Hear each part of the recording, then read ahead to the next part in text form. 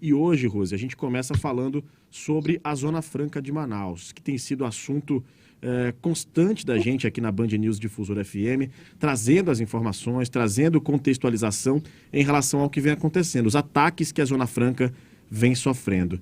E aí a gente vê que mais um ataque à Zona Franca de Manaus, obviamente não deixa de ser um ataque, uma reportagem publicada pelo jornal Valor Econômico. E nessa reportagem a gente tem aqui, inclusive, um título muito forte, né? De que a economia vê a decisão de Alexandre de Moraes como muito ruim para o Brasil. Ou seja, há uma clara mensagem de que a Zona Franca é inimiga do Brasil, né? Quando a gente sabe que não é assim. Pois é, Rafael, essa matéria é interessante a gente perceber os sinais que vêm de onde se atribui essa afirmação. Vê economia, mas quando você lê a matéria, não tem ninguém identificado. São fontes de onde? Do Ministério da Economia, comandado pelo algoz da Zona Franca, Paulo Guedes, que não consegue dar um jeito na economia, mas tem sangue nos olhos para acabar com o modelo econômico que sustenta o Estado do Amazonas. Isso é inegável. E aí, como você destacou, o título da matéria é Decisão do STF sobre Zona Franca pode criar caos tributário no país, vê economia. Não tem uma identificação, diz que há uma série de dúvidas. Há a fala contrária à Zona Franca de o presidente de uma das organizações que desde sempre são contra a Zona Franca, da ABIMAC, Associação Brasileira de Indústria de Máquinas e Equipamentos, dizendo que é um absurdo, que os industriais em todo o país têm uma série de dúvidas sobre essa decisão do ministro Alexandre de Moraes, quando a decisão ela é muito clara, né? Ela mantém todo o decreto do presidente Bolsonaro em relação à diminuição do IPI para todo o país, apenas protege os produtos produzidos na Zona Franca de Manaus. E é muito interessante como se consegue chegar a essa conclusão de caos tributário se o ministro, na decisão dele, apenas indica a situação anterior. Ele mantém a situação anterior, antes do decreto do presidente Bolsonaro.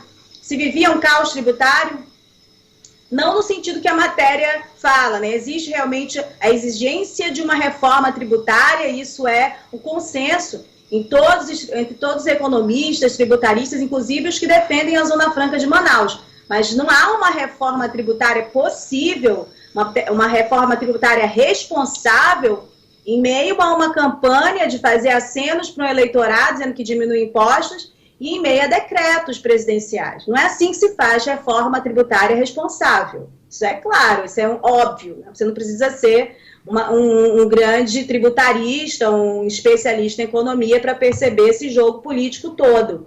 Na matéria, a matéria traz a fala de uma pessoa, um ex-secretário da Receita Federal, Everardo Maciel, e ele faz uma leitura mais equilibrada a respeito disso, Rafael. Ele fala que a decisão do Supremo está corretíssima, que devolveu à área incentivada o diferencial de alíquota que determinava a sua vantagem competitiva e não atingiu, portanto, a intenção do presidente Bolsonaro de diminuir o IPI para todo o país, apenas manteve a vantagem competitiva, porque retirando esta vantagem competitiva acabava de forma imediata, né, todos os incentivos e a possibilidade da continuidade da geração de emprego e renda, e o que o polo industrial movimenta como modelo econômico para todo esse estado, que a gente tem repetido várias vezes aqui, de forma muito responsável, mas que, infelizmente, as matérias nacionais não colocam, né, todo esse contexto da Zona Franca de Manaus.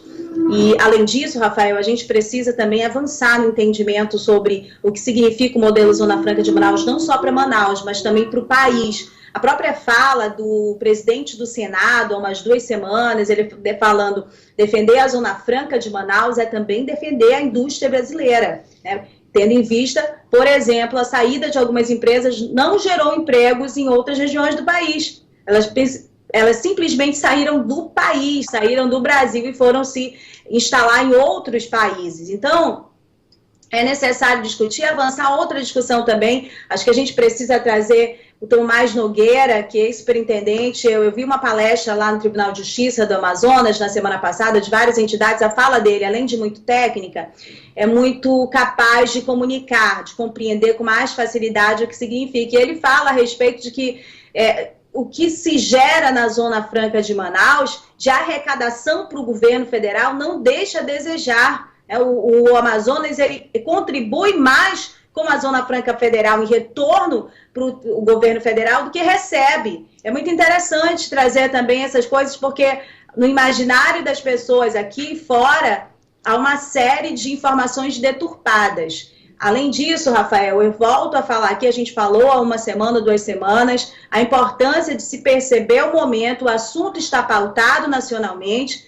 o governo costuma gastar muito recursos em publicidade, deveria focar esse recurso de publicidade em uma campanha mais ampla, nacional, a respeito da importância desta Zona Franca para o Estado, também nos seus outros argumentos de equilíbrio regional, também associando alguns dados que possam ser positivos em relação ao meio ambiente, muito embora a gente não possa fechar os olhos e dizer que aqui também não há agressões ao meio ambiente, mas que há um dado diferenciado em relação a outros estados.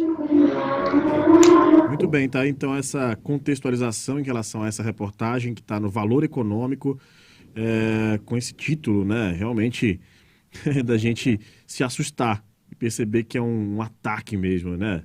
Decisão do STF sobre Zona Franca pode criar caos tributário no país, vê economia. Ok. Vamos registrar também um absoluto silêncio da Superintendência da Zona Franca de Manaus, da SUFRAMA, né? Se mesmo que nada, o posicionamento da SUFRAMA em relação a esse momento que passa este modelo, Zona Franca de Manaus, os posicionamentos são muito vagos, são muito vazios, há uma completa ausência. Além disso, Rafael, o CIEAN e FIEAN já foram, inclusive, cobrados de público por políticos como o senador Eduardo Braga, precisam também ter uma atitude, um posicionamento mais claro, com dados, como geralmente o Wilson Périco tinha anteriormente, mas também com essa característica de campanha mesmo, como está faltando, como a gente acabou de falar, para o governo do Estado, em relação a esclarecer o que significa este modelo para cá, para dentro, para o Amazonas, mas também para fora. Como fazem muito bem essas fontes do Ministério da Economia, né? E essas outras entidades que, claro, têm interesse de acabar com esta área de produção industrial no estado do Amazonas.